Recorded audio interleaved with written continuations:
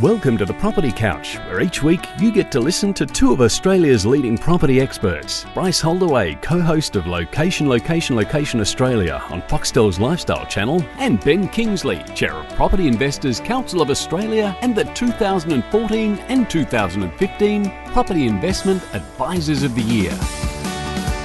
All right, folks, you're on the Property Couch each week. Ben and I bring you the insider's guide to property finance and money management. Hello, Ben. G'day, mate. How are you? Good, thanks. Welcome to autumn.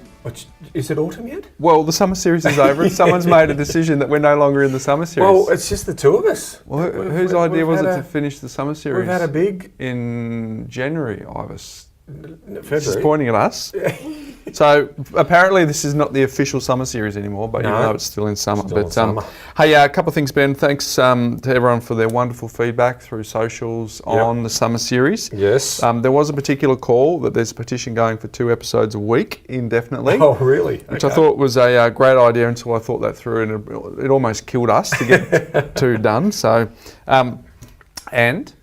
thanks to our community, Ben, 4.2 million downloads. Oh, very kind people listen. Approaching 10,000 likes on Facebook. So if people who are listening to this love their Facebook, if they want to help us get to that wonderful milestone, that'll be terrific. 1,100 5-star reviews or something like that. Yeah, very humbling. Very humbling. It's really, really great. So we hope everyone started the year well and enjoyed the summer series.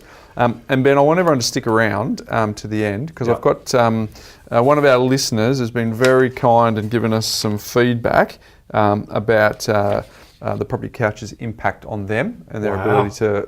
And I've got to tell you, there's a few comedy of errors throughout that, which so stick around to the end, Ben. We'll look forward to listening to that one. We'll read that one out. But today we're going to talk about. It's Q&A day.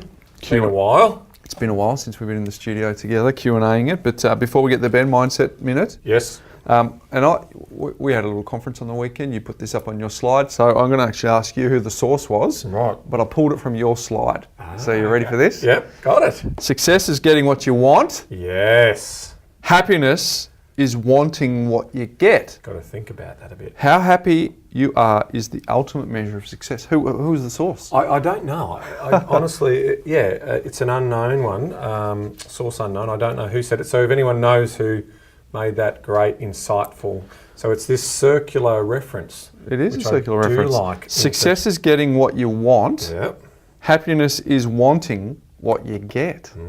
How happy you are is the ultimate measure of success. Not the amount of money you have. Not the amount of money. No, and that's clearly evidence when you go and travel through Asia and you see some of the people in villages that don't have much, Ben, but they have the big beaming white smiles that...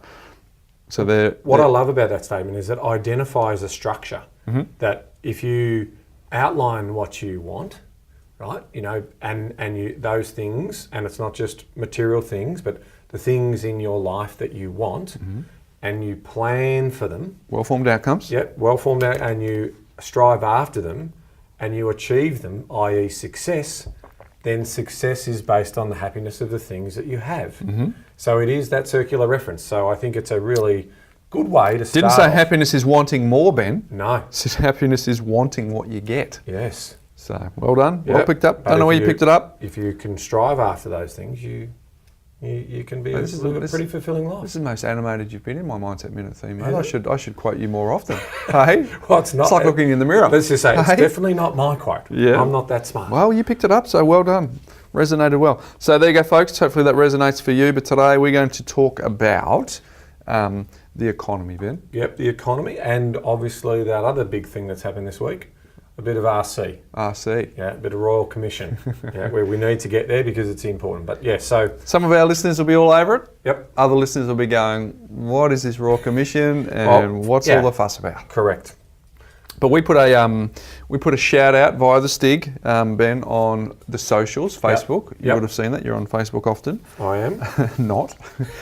I'm on the money management group. You are. In fact, you're doing a ripper job of that. Yeah, answering all those questions. In fact, I've realised that I haven't been in the group as much as I should have been once I've seen how much you've been in there. So. Well, there's a lot of great questions on telling people all the solutions to their questions, as are some of the other great people in the community. So is it an exclusive exclusive group? Only a handful of people can get in, Ben? No, it's free for everyone. Okay. It's free for. We've got, I think, over 550 people in the group now, so it's growing nicely. So if you like or you're part of the Property Couch group. Been talking long? No, not really. I'm warming up. Then join. Yeah. And I'm going to start sending invites out, random invites for you to join, because there's a lot of money gold in there. A lot of money gold. Okay, so there you go, folks. But today we're going to talk about some warning signs of the economy in trouble. That's the title today, Ben. Economy in trouble. Yeah. Right. So Ben, before we get to the economy stuff, I just wanted to get to the sentiment of the socials, right? Yeah. And we asked for a few questions. We asked for a few questions. On the RC. Yeah. We did ask for RC. So before we get to the economy, let's just quickly address some of these. Sure. This one's from Anestis. Yep. So let's get this correct. Banks have been caught out being amazing at ripping off customers, clearly demonstrating they never act in the interest of their customers, and yet the recommendations come down heaviest on mortgage brokers who are clearly demonstrating they wish to see the success of borrowers. My question is, how long till we see removing comms as a bad idea? So there's a bit of sentiment. And the second one, Ben, this one's from Bronwyn. I don't understand why having brokers charge borrowers won't just result in mortgage brokers being bypassed and people going direct to the bank. How is this good for competition? And then we had someone say, bank credit policies seem to have come away unscathed. Do you expect a credit loosening now? So maybe you might want to cover that one off, Ben. Sure. And also, is it likely to affect the ability to be approved for multiple investment loans? That's from Laura. And Ken has asked, what ramifications, if any, will outcomes have on borrowing within an SMSF? So there was a bit of a mixed bag, but it was mainly around how is this sentiment that the banks have done wrong putting it out on the mortgage brokers. That seemed to be the common theme through what people were sending us. And linking back to the economic story here, I definitely feel that the Royal Commission could have been harder in a couple of areas, right? It could have addressed things like the vertical integration between banks and financial services. Didn't go there. It didn't go there on executive remuneration. These are the most profitable banks in the world. And what is greed? Human incentive, money for some people. So it didn't go there. So there's no doubt that, and you can just see it throughout the media, that a lot of people think that the banks got off lightly. And the ones who seem to have been hit hardest has been the mortgage broker. Yeah, well, our good friend Margaret Lomas, she's tweeted, most brokers I know, in brackets including us, and full disclosure, Ben, that includes you and me personally as well. I'm a licensed broker.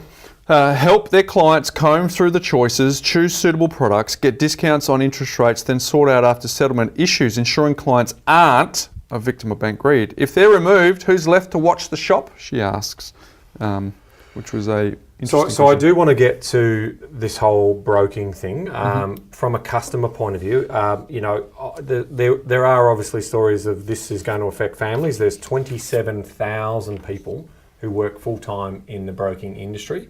And that's not to say that also the ancillaries and the subsets of that and the SEO companies and all of the other people who support small businesses in trying to get their lights up against the big banks. So it's really important. We've seen some good commentary come out, so I just wanted to highlight a couple of those.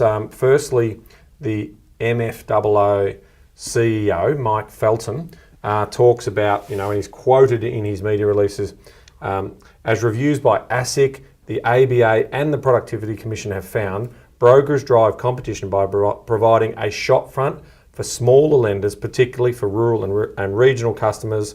We are critical to the health of the Australian mortgage lending market. I fail to see how disseminating the broker channel, leaving Australians with a handful of lenders to choose from, is good for competition or good for customers, he said. And he goes on to say, if the recommendation is a broker-only consumer fee for service, that will mean brokers and smaller lenders will no longer be able to compete on a level playing field with the big banks and the major banking network. Now, we're already seeing evidence of that in terms of cost of funding, right? So in terms of what the big four banks have done, they've done one out-of-cycle rate rise in the last sort of 12, 18 months, right? But the smaller lenders have had to do 3 because they source their money offshore and the cost of funds were going up over there. So if the big banks get bigger, their cost of funding get lower, they get more margin, they make more profit, and make it harder and harder for the small businesses to play in that space. So that's one example. But the glaring example, and I encourage everyone to, go and have a look at this website. It's called Keep Competition Alive, right? .com.au, and it sort of highlights some of those key points. But the main point for me inside there was that over the last 30 years, since broking has been around, the margin difference, so before brokers came in and to show competition in the marketplace, 7% margins were the norm. Now that's down to 4. So there's been a 3 percentage point gain.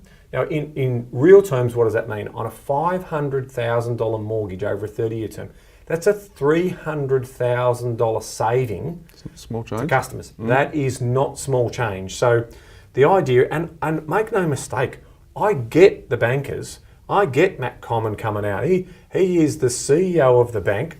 He has seen his business lose its distribution channel to brokers because they offer choice, and he is fighting tooth and nail to make sure that the broker channel doesn't, corrupt his business opportunities, right? He's doing his job.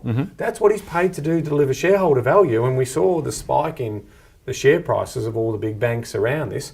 Now, we are starting to see signals from the government saying that, these types of things need to be sensibly managed. So let's cut to what Dr. Philip Lowe said at the National Press Club interview yesterday. In terms of the Royal Commission's recommendation on brokers, I agree very strongly with the idea that they should have a best interest obligation. I also agree very strongly that they're essentially providers of financial advice, and so they should be subject to the same regime. How the payments for the brokers work is a more complicated issue. In principle, I agree with trailing commissions being banned and the payments being up front. I think the government is right to be cautious about going the full way and making the borrower pay. The Productivity Commission has written extensively about this. There are legitimate competition issues. I think it's worth take the time to go through that, work through those competition issues. So now, interestingly enough, Ross Greenwood incorrectly reported that last night. He was saying that the governor agreed with Matt Common's view that it should be a fee-for-service pay model. No. It's very clear that that's not what he said. So I just want to correct, Mr. Greenwood in regards to those comments that he made on his program, his radio program. It's very clear to me that he sees competition as being critical, and the ability for brokers to be able to lend is essential for economic prosperity, whether it be for small business and also for households. It's absolutely critical that money makes the world go round. We need to get access to that money. So it's good to see that Dr. Philip Lowe also supports that. So the best interests of the client, Ben, just in terms of making sure that everyone understands that, it's like ensuring that they don't do volume, ensuring they don't go where the best commission is. It's essentially making them accountable to say, all right, if you're audited, tell us why that was in the best interest of the client, not in the best interest of you as the broker getting a volume commission or in fact churning or all those sorts of things. So that's a welcome. Correct. So the NCCP, which is the National Consumer Credit Code, has a principal understanding in there that responsible lending guidelines is, can the borrower pay this money sensibly? Now, at the moment, that obligation falls with the actual lender to make those inquiries. So having this test for the broker means that they're going to have to be a bit more thorough in terms of their investigations as well. And I think that's fair, right? Because there's a small minority of brokers who well and truly they're signing on behalf of clients. They're not putting it, so that exists, right? Yep. But it's not the majority. It's not the systemic. minority. It wasn't found anywhere. In fact, what was interesting about the Royal Commission that there was isolated instances of people doing the wrong thing, right? Thinking that they might have been doing the right thing for the customer, or flagrantly committing fraud. And so those people are not wanted in any industry in terms of what that looks like.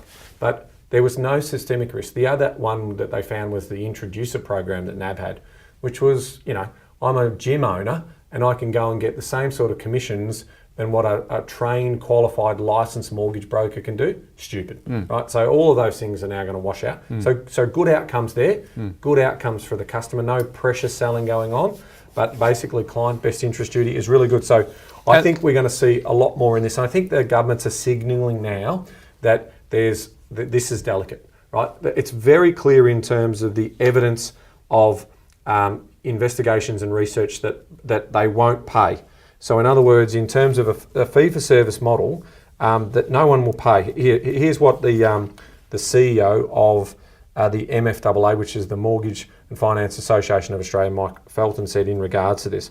We know from recent independent research that 96.5% of customers are not willing to make a payment to a broker of $2,000, and most are unwilling to pay anything at all. Yeah, of course. And the reality is that $2,000 is nowhere near the cost of the processing work. We heard what Margaret said in terms of all of the work that goes into it, the post-settlement work, and the reinvestment that businesses make in terms of providing better services. We know we do it. We're reinvesting a lot of our money into Money Smart, into client platforms, into things like that to help the customer manage their money better. So I love this idea of really focusing in on responsible lending. But where that test goes, I'm also interested from our point of view in regards to, all right, well, is it responsible lending if you come in and want to invest in property and I get you into a leveraged investment in property? So we've got to be sensible about that, because there will still be people who want to invest in property, and there will be professionals who will be able to provide that for them. So if that conditioning around the responsible test is too tight, then it's challenging in regards to getting client outcomes for mum and dad investors. And another recommendation over and above that best interest, Ben, was that mortgage brokers should be treated as financial advisors, so that there is a minimum standard that you need to have to be able to act as a mortgage broker. So, if you're a financial planner, you need to be licensed and qualified. It makes sense that if you're a mortgage broker, they're all steps in the right direction and stuff that you'd welcome. But to make a recommendation that, let's be clear, based on what you said, that if those recommendations were put in place, it would decimate the industry, because it's clear that the consumer wouldn't pay for it. Therefore, all of the power goes back to the banks, and the distribution channels to the smaller lenders, not the bigger lenders, but the smaller lenders, will be gone again, putting competition at risk. So let's hope cooler heads prevail once the dust settles on this, because they are recommendations, but clearly you've got an industry, a mortgage broking industry, that is very nervous right now, because they've invested time, energy and effort into building a business that allows them to provide, for the better part, really great advice to their clients. And if all of these recommendations are adopted, that's going to put them under enormous risk to have their business as a going concern. So I just want to finish off with a couple of stats that were produced by Deloitte's Access Economics. So this was a report that was commissioned by the industry, but still, an independent economics group have collated this information, and this is what they found out. Other than obviously strengthens competition, that's a no-brainer. Net margins reduced through competition, which means that the borrower pays less. More than 90% of customers are happy with their mortgage broker's performance. So that's a tick. Mortgage brokers arrange more than half of all home loans. That's now sitting at 59%, based on the latest data. Mortgage brokers on average have 13.8 years of industry experience. Yep. So that's a lot of mortgages being processed and worked through. Mortgage brokers drive competition to improve access to lenders that are not with the major banks or their affiliates. So here's what's happened from a market share point of view. With all of these different lenders out there, the share of lending has increased from 21.4% in 2013 to 27.9% in just 4 years. So we're moving away from those lenders. So if I'm a CEO of a big bank, I want to strategically try and do whatever I can. My lobbyist in Canberra doing all of that back end, I definitely like this idea of fee for service, because I know they'll come straight to the bank. And this one's also an interesting one. The average mortgage broker has access to 34 lenders, and on average uses 10 lenders on their panel. So they're not just farming it to one lender based on one particular item. The mortgage broking industry contributes $2.9 billion into the Australian economy, and this is interesting about what mortgage brokers gets paid. So brokers that are sole traders earn on average income after costs and before tax of $86,000. Brokers depend on strong relationships. More than 70% of broker business is referred from existing customers. Happy clients, great service, delighted customers coming back and recommending others. So, but that's not a big number either, like in terms of the average income that they're taking home. Just above the average income. Yeah, they're not doing. So, but the interesting thing, so what does this ramification have for the borrower? I've talked about this story in the past on the podcast, Ben, but it's worth revisiting here. It's about glass ceilings. I remember back in 2007, I was talking to a client who had multiple properties, sufficient equity in the properties and a good business for servicing, had all of the lending with one bank, and the challenge was that they went back to the bank and said, hey look, on paper I have got capacity, I have got collateral, and the bank said, yeah, but you're too much of a risk to us, we're too exposed, therefore we will knock you back, despite the fact that above that glass ceiling there's capacity. So what a broker enables someone like that to do is go, okay, well there's my lending with that bank. How can I go and get some more lending over here, fitting within the risk profile, making sure it's best interest of the client. That will have an impact if you go to a bank. They're only going to give you the best product that they've got, not the best product that's in the market. I mean, that's 101 sort of pitching for a mortgage broker. Hey, look, we've got more lenders, we're exposed to more people, but. Sure, it's a unique selling proposition for a mortgage broker, but it's also a value add to the consumer. So it's certainly something to consider. And some good news from a couple of the lenders. So we obviously know CBA's position on this, in terms of their CEO down. So that's well documented now, as in the Royal Commission and his belief. To Mr. Common's point, he does say that broking is important for competition. But I'd say that too, as long as people come in my door, and because they won't pay a fee. NAB, they've got on the front foot yesterday, and they've spoken to the industry publications and have said that they do support. We believe a vibrant, competitive mortgage broking market is essential to maintain competition in the mortgage market in Australia. NAB supports mortgage brokers as a channel of choice of home buyers. Mortgage play an essential role in enhancing competition in the home loan market, enabling access to credit for Australian home buyers. That is what Mr. Baird said. Mr. Mike Baird, the former Premier of New South Wales, who is now the head of customer, what's his title there? I must get this right.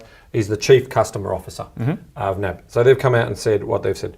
Also, Westpac, in terms of they support the broker channel. Any changes to structure of payments needs to be considered carefully, given potential unintended consequences, their spokesperson said to the advisor. So we're still waiting on a response from ANZ, but it's pretty clear that not every one of the big four banks has the same belief that it should be a fee-for-service model. And, there will be more said about this, because I think, from a customer point of view, those client outcomes are the most important thing here. Now, Ben, you know the details more than me, but in New Zealand, they did this, they adopted it, then they realised that needed a review, and I'm pretty sure it was either a choice between a higher upfront or a take it over a trailing commission. So it's an international case where it's been adopted. It's proven that it was not great for the consumer, not great for the industry, so it was brought back in certain ways. I think the argument that's been presented by the authorities and the regulators is that this whole idea of trail, I don't think they quite get it right. It's a deferred payment for the work that's being done, and hopefully about reinvesting into checking with the client. They just think it's money for nothing. I don't think, what have you done for that? Like, what have you actually done? What services have you provided? Well, they can come into our business any day of the week, Bryce, and I would be delighted to show them some of the extra things that we are using, reinvesting that money into providing better services for our clients. So, there's a wonderful book, Ben, I think you've read it, The Freakonomics by Levitt and Dubner, and they talk about economics just being the study of human incentives. So let's play that out, right? If you have a scenario where all trail commission, what you just said is true, let's just take it out, right, and become an upfront system where you're getting paid up front. Well, the human incentive now for the mortgage broker is to actually churn, right? Now, you'd like to think that the good ones don't, but the fact is, if someone's under financial pressure or they've got to keep the lights on or whatever, they're faced with the reality of, do I churn them to another bank so I get another up front, versus what you just said by keeping them using the best interest clause that they talk about. It's in the best interest for the client to stay here, and it allows me the resource to make sure that I can put the resources into making sure that I can keep an eye on that client. So I think it's also important to understand how much trail is paid. Now it's different with different areas. I mean, if I'm a consumer, think, well, what are we talking about here? So when we talk about trail commission, what are the numbers we're talking about here? Because I think it's important make the invisible for visible, right? to understand that. So some lenders will pay upwards of 1.52% of the trail, 0.02, right? So what we're talking about here is 0.0015 of the amount. Now that amount on a loan should be going down if it's principal interest. If it's interest only, it stays there. So if we've got a $400,000 loan, what we're talking about here is that's $600 for the year, $50 a month. That's $50 a month that business, if it's 0.5, right, 0.15%. So that's what we've got to understand in terms of what that is. Now, in terms of what the banks are receiving for loaning the money, we're talking about hundreds of thousands of dollars over the life of the loan.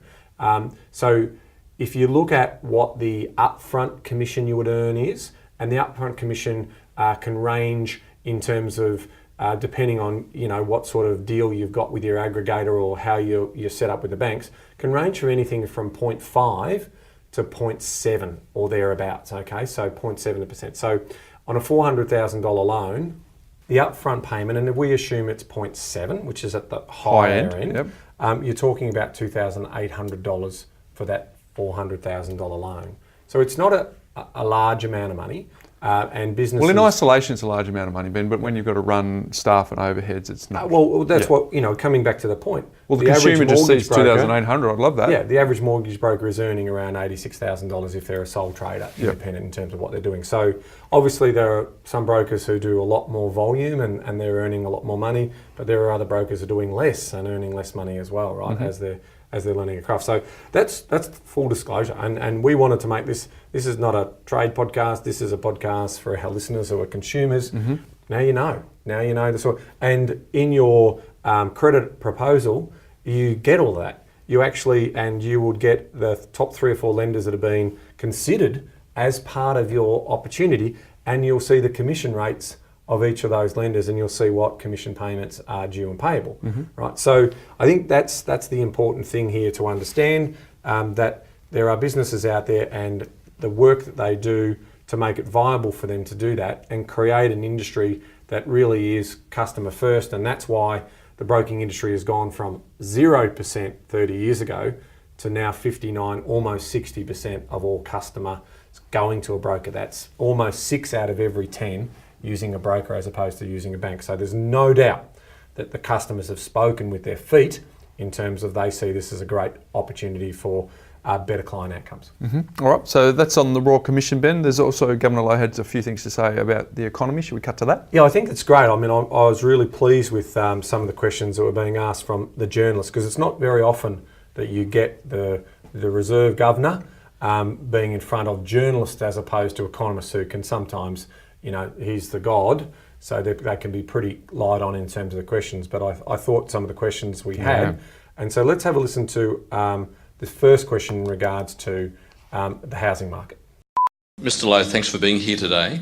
About a decade ago, your predecessor, Glenn Stevens, surprised a lot of us by turning up on the Sunrise program one morning to warn people that real estate prices wouldn't always go up. So 10 years down the track, we've seen what's happened. I was wondering if you could say a few things about the psychology of consumers and investors, and whether to paraphrase Paul Keating, this is the correction that we had to have. Well, Peter, let me first add my voice to those congratulating you on your award. It's fantastic to see you put together a great portfolio of work there. Is it the correction we had to have? I wouldn't put it like that. It was the correction that I think became inevitable. You think about what's really happened in the Sydney and Melbourne markets. Population growth in the mid-2000s picked up very substantially in both those cities. Sydney's a fantastic place to live as Melbourne. And there were plenty of jobs there, and people came there and lived there and really enjoy it. But the rate of home building did not pick up for almost a decade.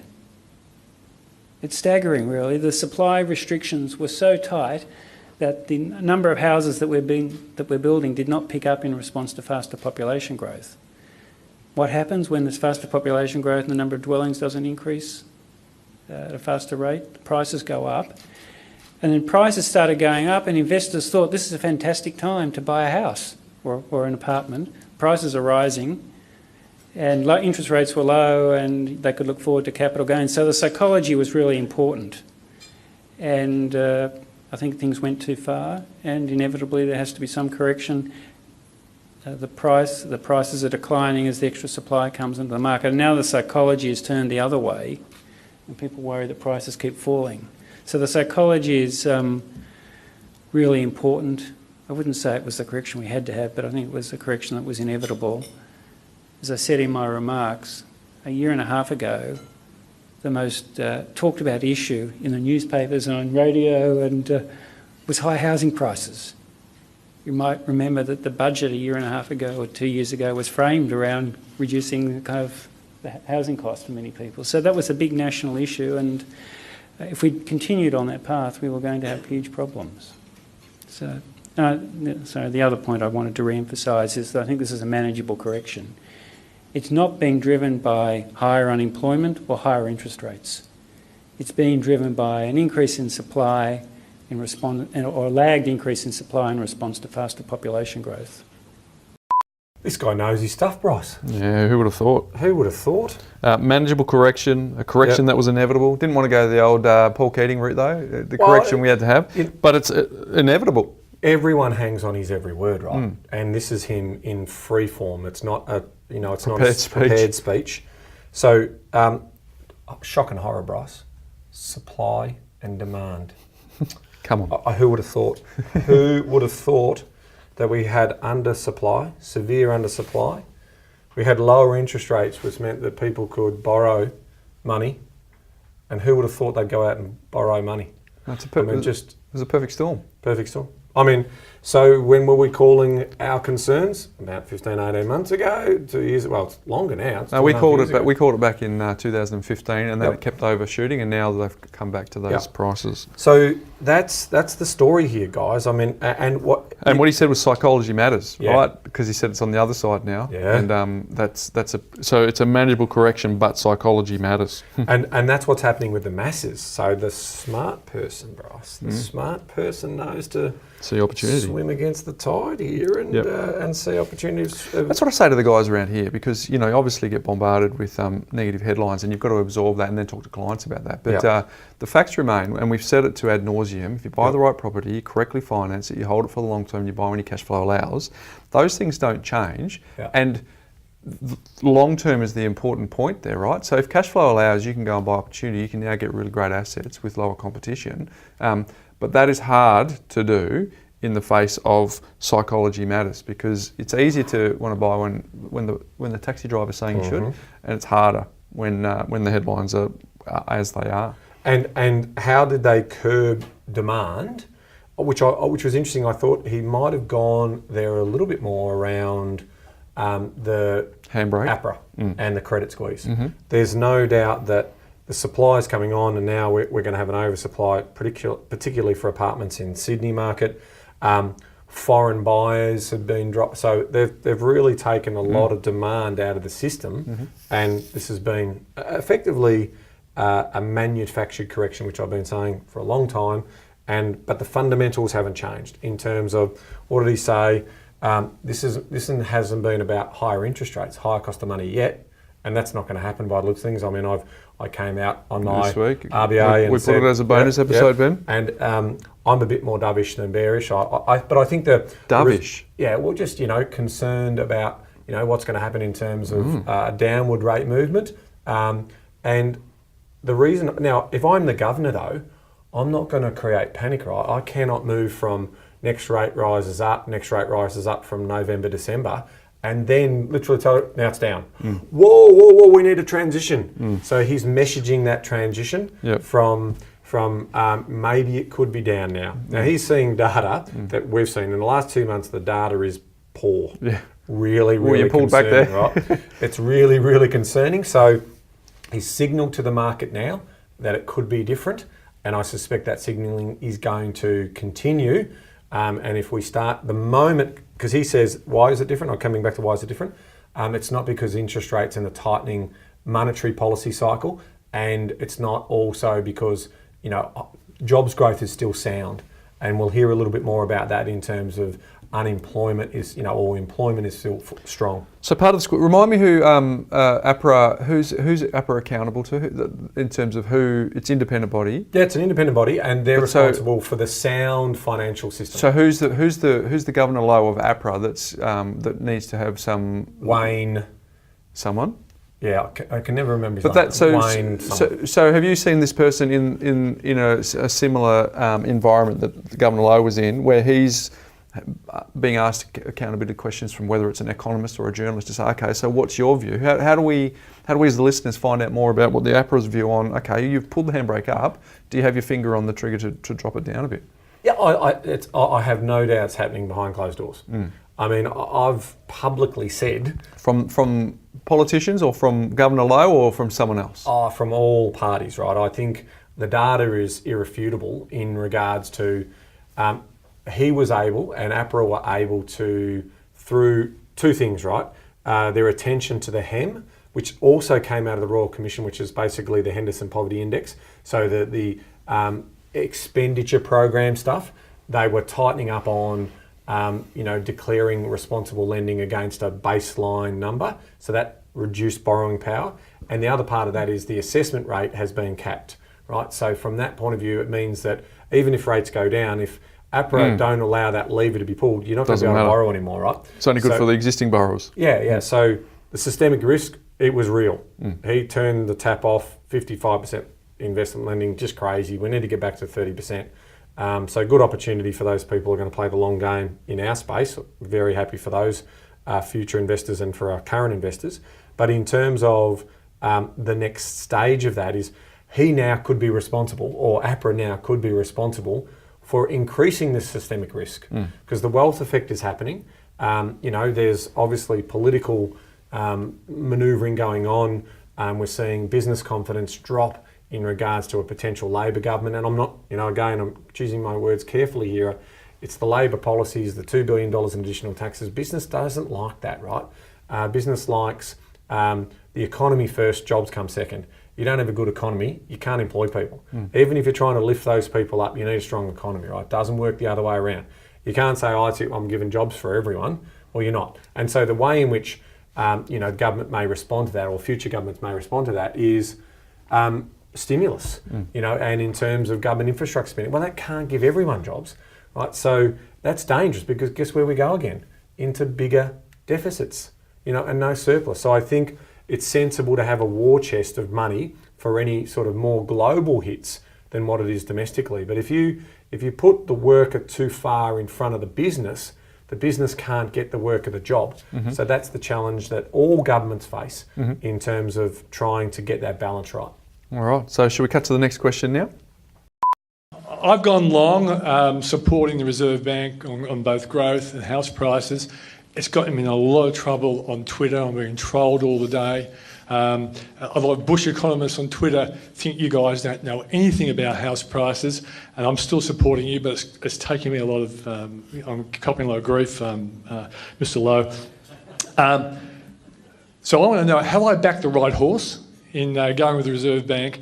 And secondly, how confident are you about your house price forecasting model? Well, I wouldn't give up faith in the Reserve Bank. How confident are we about our forecasting model? Not particularly, because we have a range of models, and it's very hard to model housing price changes, particularly when the supply and demand factors have moved so much and the psychology is so important. I think it's likely that we'll see further price declines in Sydney. The rental vacancy rate's rising and rent growth is low, and there's significant supply still to come onto the market. Prices got to very, very high levels, and so some further adjustment would not surprise me, but I think it's manageable. Some correction is entirely manageable, and it won't derail the economy. So don't lose faith. Don't lose faith, Ben. won't derail the economy. Little joke in there too. Yeah. Don't give up on the RBA. So Peter Switzer was the journalist who asked the question there. And Peter's a very sensible man, astute commentator and thought leader in regards to movements in markets. He's been backing the confidence in the property market, and there you have it. So has the Reserve Governor, in terms of saying it is manageable, it is landing, it's not a crash. People, you don't get a crash after you get 70% price growth, and you're 11% down now, or 10%, and some markets, yeah. And again, there's markets within markets. For some people, they have seen 20, 30% of the value of their individual property go down. That's poor asset selection. That's not understanding the laws of supply and demand in the marketplace, and not doing your homework, and not understanding what fair market value is for your asset, right? But more broadly speaking, the Sydney property market has had a very buoyant time of it. And we're now seeing it give back some of those gains, but it's certainly not going to give back all of those gains. Well, for the long termers, they're fine. It's for the people that got in after the point where it was starting to overvalue, and then now they're in negative equity. They're the people that are, and hopefully not in poor assets, right? But the double whammy is if they've at that point and they bought rubbish stock. Well, we're seeing it, Bryce, because we're seeing it coming to our business where people are ringing us up and saying, I've got this off the plan apartment, and I don't know whether it's worth what I paid on paper for it 18 months ago, and it's now about to settle. And so there is, unfortunately, real stories out there going on right now for those particular buyers, and I feel for them. I really do. And that's why education first and then execution second, right? So hopefully this podcast is part of that education story. We've been doing this for over 20 years, both of us now, and we've been through, and I've been through 6 of these corrections. So I think from that point of view, I can see clearly the future, and I can see how property prices and value in dwellings and underlying value in land is going to continue to grow as our population moves through 30 million, 35 million. It's as clear as day to me as a long-term investor where the opportunity sits. But I also, we talk about those fundamentals, hold for the long term, buy when you can afford to buy. But there are little nuggets of opportunity that do turn up in the marketplace. The GFC was one of them. And obviously now we're starting to see there's going to be opportunity probably starting later this year for Sydney. And certainly you could pick the eyes out of some great opportunities in those two markets, because we've always been a big believer, haven't we? I mean, if you can get an asset in Melbourne and Sydney, or one in each, you are well positioned in our 2 big think tank centres, our thought leader cities that earn big incomes, big opportunities, and that drives property values higher. So that's why people flood to them, and that's that population story that Dr. Lowe was talking about. Exactly. Whenever there's noise, go to the facts, Ben. So a couple of things. Don't lose the faith. We'd agree with that. Yep. And this too shall pass. Yep. But you've got to be really mindful of cash flows. Protect your cash flows. Yeah. And make sure that you, in this what I'm saying to my team is, we're in an opportunity now to be getting our clients the best assets that are on the market in lower competition. So and I mean, the headline of this podcast was about the economic story and how it has turned negative and more pessimistic than optimistic. And I said to my advisory team at our meeting on Tuesday, I said, there is an increased, and coming off a low base, but an increased possibility of a possible recession, depending on who's in power, and that job security is really important when we're advising our clients moving forward. So if we're building a property plan for a client at the moment and they're in an industry that's susceptible to cyclical risk and their incomes are also susceptible to that risk, I want them to be very cautious about the timing of the execution of the recommendations that they're making.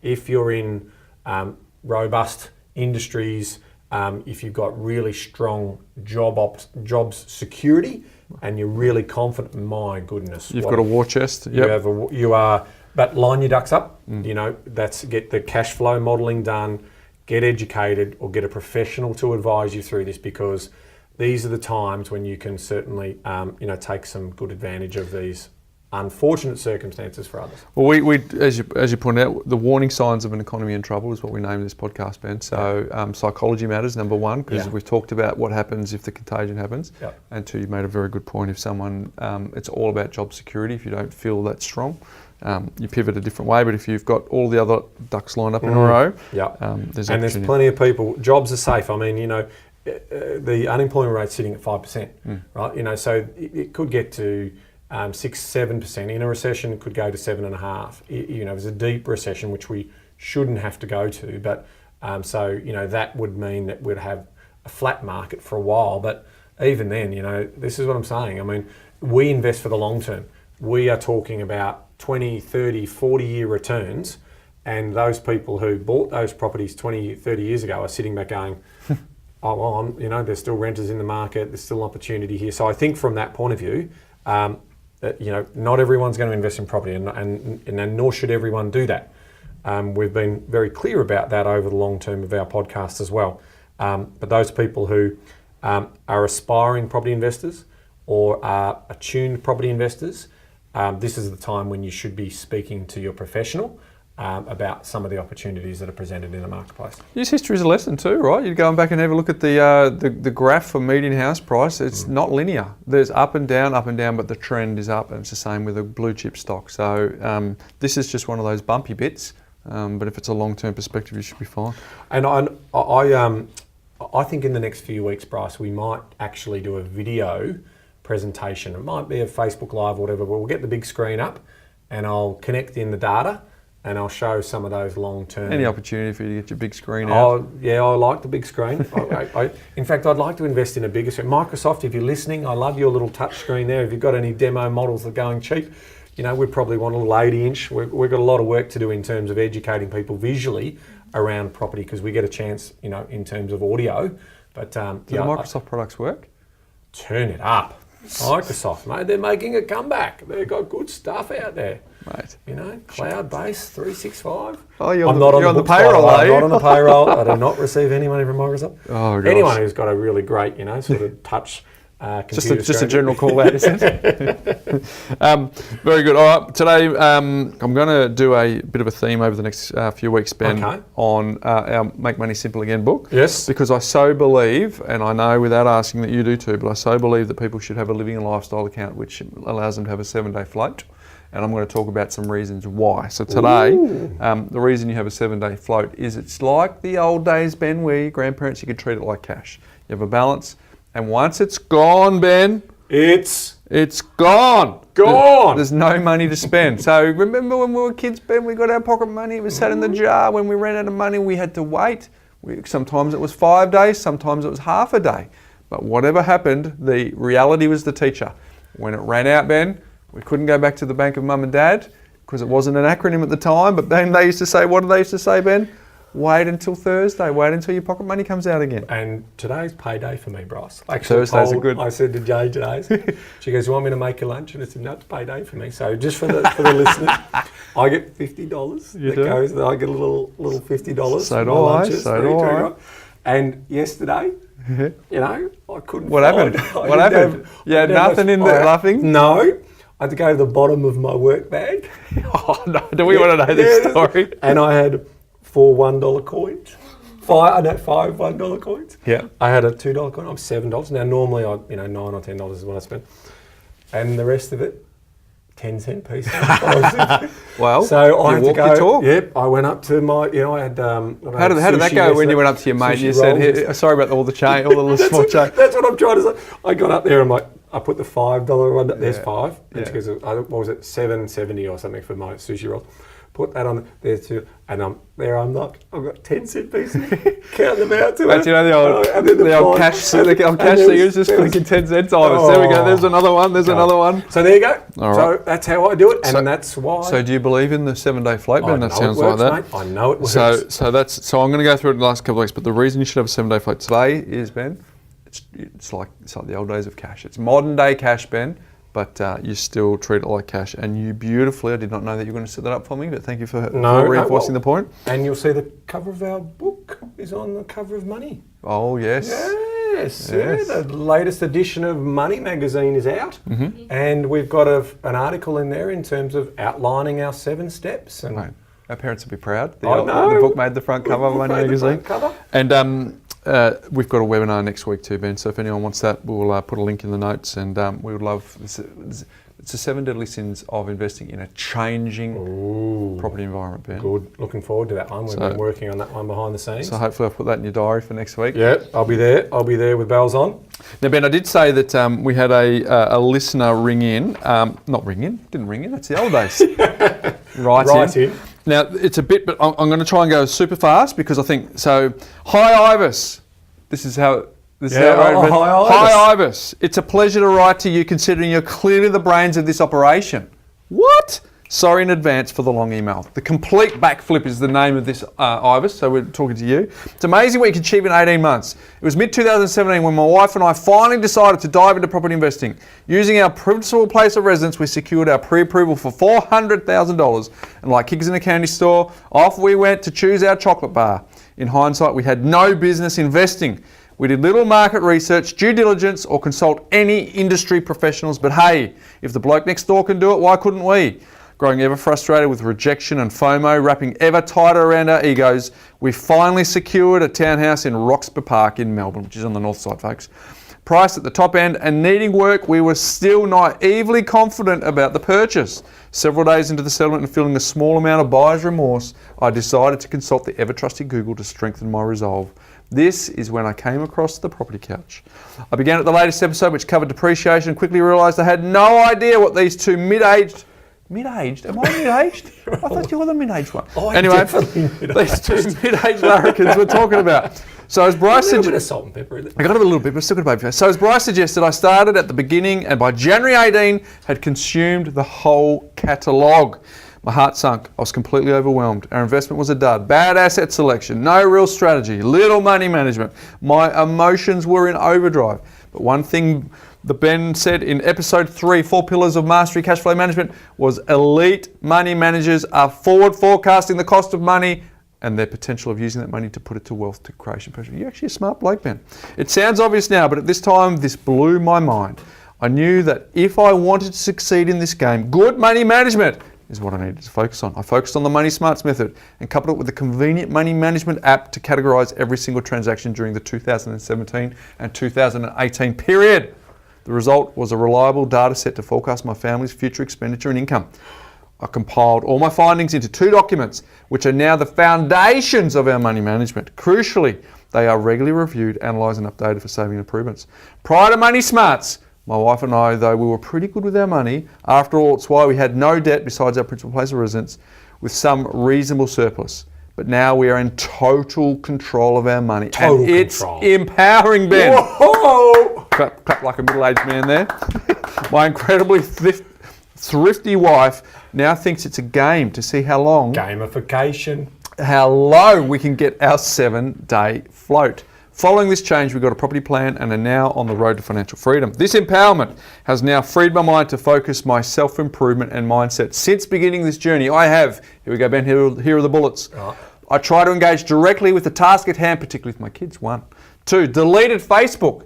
Unless you own a business, Facebook really adds little value to life. 3, built a website for an associated contractor for free. Reciprocity. See, there we go. Got that one. Is alive. It's alive and well. Actively connected with like-minded people. Oh, hang in there. This is gold. This is good. And it's long, but it's worth the journey. I prioritise my time efficiently. I increase innovation and responsibility in my workplace. I love watching Netflix in the evening, so I counted this by recently joining the 4:30 a.m. club to increase my self-education. Subscribe to Minimum Effective Dose and do small amounts of exercise daily. He's probably doing 10 push-ups, man. I devour podcasts relating to property and self-improvement with a heavy dose of true crime. Attempt to take, I can't say the word, but take the mickey out of Ben via SpeakPipe. We must look into that, Ivis. Happy. And then I have read The Armchair Guide, Rich Dad Poor Dad, The Rich Man Babylon, 7 Habits of Effective People, The Million Next Door, The Monthly Hit Magazine, The Barefoot Investor, Make Money Simple Again. It's now clear to me that most successful people do not let life control them, they control it. Bang. I am now determined to leave nothing on the table, Ben. Bang. Leave nothing to chance and absorb the truly important things in life. But what of the dud investment property? Oh, Ben? Back to the dud. Close the circle. The loop. Well, it actually got worse, Ben. Oh, God. The bank did not release all the money as per the pre-approval, leaving us $12,000 out of pocket straight up. Oh. The bank got our share ratio wrong, leaving us and our conveyancer with a political headache. Savvy mortgage broker. The tenants were a nightmare, recently abandoning their tenancy with a half a month's notice on the 19th of December 2018. Did not pay the last month's rent, Ben. Oh. The hot water system burst 2 months in, costing $6,000. Pest infestation, blocked shower pipes, water damaged floors, and the list goes on. It would have been easy to just cut our losses and sell, but we have a plan. Yes, we are in the red, but we know exactly how much the property has cost us so far and how much is needed to make a profit. We are determined to stick to this plan and confident in this long-term outcome. You may look at this case study and think, why would you invest in property? But it's much deeper than just the property. It's because of this single purchase that I have become a better person, educator, and mentor. This you cannot put a value on. Like I said, a complete backflip. Wow. What a great, great story. Thank you for sharing that story. That's what insane. a brave, courageous individual David was for allowing us to see that and share that with our community. I think there's a lot of lessons in that. There is, and the lesson is you shouldn't have to touch the hot pan to learn that it's hot, right? I mean he's come out the other side of that, but there's been a life lesson which is invaluable for him. But some smarter people can actually go and do, they trust the professional advice or they get educated before they do it. But he has shared his vulnerabilities, but he's also shared his transformation, which is awesome. A winner was once a beginner, Ben. You can see that through there. That's true. Now, did he also have a go at me about was there a... Middle age? No, he also had a go at me about he runs no cash. Yes. Right, so Yes. I did read it. I know, thank you for the little sly little dig. He runs a no cash system, which is fair enough. I run just $50 in cash. And on a footnote, we encourage a bit of a heckle, don't we? Oh, we love it. We love it. We so absolutely if you haven't love noticed, it. So bring it on, Dave. So those people who are new to our podcast, go back to episode 1.5 speed, catch up. It's really important to start from the beginning. Yeah. Those of you who are a bit sort of, what's the right word here, Ivis? A bit older in the, what's a better word than older? More experienced, mature, more middle-aged in their listening. Heckle us on Facebook, whatever. We do not care. Knock yourself out. We'd love we it. Give it as good as we get it. We do. But we got to get David on at some point. That would be a great story. All right. Well, if David's listening, so out to the stick, we'll get you on. We'll hey Ben, did you know? Did you know, Bryce? What is this research? I read a book. Oh. I read a book over Christmas. Okay, just the one? Just one. Yeah. And it's called Factfulness. Mm-hmm. And, without going into too much, but it's 10 reasons why we're wrong about the world and why better things are happening than you think, right? So it's a terrific book in terms of the facts that it shares, because a lot of people have a misconception about the world, right? So I do encourage people. It's like if you're psychology or if you're down and out on sentiment and so forth, there is some changes here. And here's Bill Gates talking about one of the most important books I've ever read, Indispensable Guide to Thinking Clearly About the World. You sure you're not on the Microsoft payroll? I'm not on. He's not. He doesn't work there anymore. By Dr. Hans. And then also Ola and Anna Rosling. Okay. So very, very good book. So it's put together. Good build up, I've got to say. There's some TED Talks on this. You better bring this home, brother. I know. Well, I've got to get organised, right? Because I haven't picked which one I want to talk about. Because there are so many interesting facts in here. Okay. In terms of what's going on around the world. And so I'm just going to have to pick one. I don't know which one I'm going to pick, right? Because there's graphs and this whole thing. Ivis is going to put in the show notes one of the most important things that they have in this book, and that is the gapminder.org/WHC. There's a cool little graph about where every country sits on the world in terms of poor, sick, rich, healthy lifespans, in terms of quality of life and the different generations and what's happening. Where's Oz? We're pretty good, mate. We're right at the top of the tree. Pretty good. I don't think you'd get any better than that. Singapore, Luxembourg, Switzerland, we're Norway, Ireland, probably a little bit out there. Brunei's got it going on. So we're definitely we're pretty good. There. All right, so I'll start with the big one, Bryce. Yeah. I'll start with poverty. Okay. Right, this one is an interesting one in terms of extreme poverty rate from 1800 until today. So how have we tracked?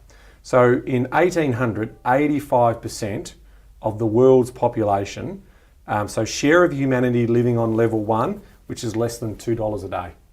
So in 1800, 85% of the world's population was living on less than $2 a day. What percentage do you think that is in 2017? Well, I've just got fixed on the fact that $2 then was probably a fortune. Oh, in reality, come on, indexed. You know, it's indexed. It's mate, you weren't clear on that. So well, now I'm clear. Tell me. All right. So the percentage now under $2 of the world's population. Yeah. What percent earn less than $2 a day? Well, I've seen memes and documentaries and stuff, so I know it's appalling, the answer. But okay, you want to guess? Yeah, guess. 43. 43%. Yeah. And this is the beauty of this book. Oh no. 9%. This is what I'm talking about. A lot of people Don't laugh at me, Ivis. What was your guess? A lot of people have a misconception about the world and how good we're changing the world for the better, right? Because we have these media stories. So I've got some more, not for today's. I'll circle back to it in terms of some of those things, right? So, right. And if you can't wait for a few of these throughout the course of the next couple of months, then go out and buy the book. Yep, no, I'm sure they can't wait. It is a great read. I'm going to tackle all the big ones. Climate change is coming. Oh, it's just some good stuff in there. Yeah. Some good stuff. All right, good to see you. So did you know? Now, a couple of other little bit of did you know? Oh. First thing, right? Yeah. First thing, we talked about money management there. If you're not on the platform, right? What should you do? Get on. Right. Right. How do I do that? Simple. You How? just go to the property couch. I love seeing you mentally scramble. It's awesome. /financial peace. Okay. Register. Get on. Good recovery. Why is that, Bryce? Because I tell you, in a couple of weeks' time, hopefully 2 or 3 weeks, we are going to launch something on there that is called the Great Surplus Challenge. Ooh. In terms of how is your surplus compared here we go. to everyone else on the platform. Ooh. That's why property shows do so well. Do you know that? Yeah. Because people go, oh, this is what I got. What have they got, right? Correct. So you're about to do a little bit of... We're going to do some phenomenal work around insights this year and changing behaviour around money. Okay. To do that though, we've got around sort of 9,500 people with their details. With the data. Now it's all, no names, no packages. We don't know who you are, remember? Yep. So it's all aggregated insights. And we are going to release throughout the course of this year Well, that's exciting. some fascinating ways in which you can compare yourself against the network of users. Ooh, okay. So I think there's some exciting stuff coming. So, and that can give you, imagine if you could do this, Bryce. Imagine if you could say, well, my household composition is mum, dad, 2 kids. Well, how do we go on income? How do we go on spending? What about if we talked about What about grocery? the singles? What about the couples? Exactly. And what about what state I live in? Yeah. And how do I... So we are working towards giving greater and greater insights into how people... So that's available to everyone, Ben? Free. Only the people on the platform. Correct. You've got to be on the platform. You've got to be, and you don't have to give us your name. Okay. Get in there. And, there are some exciting things that we're doing in that side of our business. So we are, we talk about reinvesting. That's exactly what we do in terms of helping people change. Said a couple of things. So that was one. Number two. Oh, this one's been 2 years in the making. Oh, come on. But Jeremy Shepherd's coming on the show in a couple of weeks. He's been in before 2 years. He's been in the Wealth Lab. Capital Growth Lab. There we go. Capital Growth Lab. And he has done some amazing work for us. Has he? And we have a new exciting thing to talk about. That's all I'll say. All right. So he's coming on. Okay. Couple of weeks. So that was 2 announcements. Have you got a third? A third is Pies pre-season's going well. Oh, no big injuries. We're looking pretty good. Debatable. So there you go. All right. Well, that was a fair bit, Ben. We talked about Royal Commission. We talked about the economy. We got a very special thanks to the ABC for all of those cuts that we did. That was from their program. Yep. So if you want to watch the whole thing on the Press Club, go to the ABC iView app and you can check that whole thing out. So thanks. Well worth it. And we'll also put a link to his speech notes. As well, so you can read those. So he did make one error in his speech. So what he said versus what's in the speech notes, he says, talking about if unemployment and the overall economy was to deteriorate, he said that would be a welcome relief. Yep, Freudian. Oops. So it's an unwelcome Yep. situation. Development, I think, was the word. So welcome versus a pretty big context point there. So I'm sure he's sort of letting everyone know that unfortunately he was reading his script and said welcome versus unwelcome. And we've all been there. Yeah, I do trust me. all the time. Yeah, trust me, I've been there. So, all right, very good, Ben. So there was a fit to cover. Go on the socials, let us know what you think, Ben. And if you have a question that you want answered, clearly we threw it out on the podcast, on socials, Ivis, and it's come back. So if you have a question, some people have got some questions, Ben, we will get to those. Yes, we will. But until next week. Knowledge is empowering, Bryce, but only if you act on it. Well said. See you next week, folks. Folks, we hope you enjoyed this episode. Just a quick reminder that this is general advice only, and you should always consult a professional advisor before making any investment decisions. And if you haven't had the chance to go back to the foundational episodes, we've got good news for you. Go to thepropertycouch.com.au/TPC20 and check out the free binge guide, which gives you the insights you need from the first 20 episodes, where we unpack the foundational pillars of the insider's guide to property, finance, and money management. It's completely free and available now.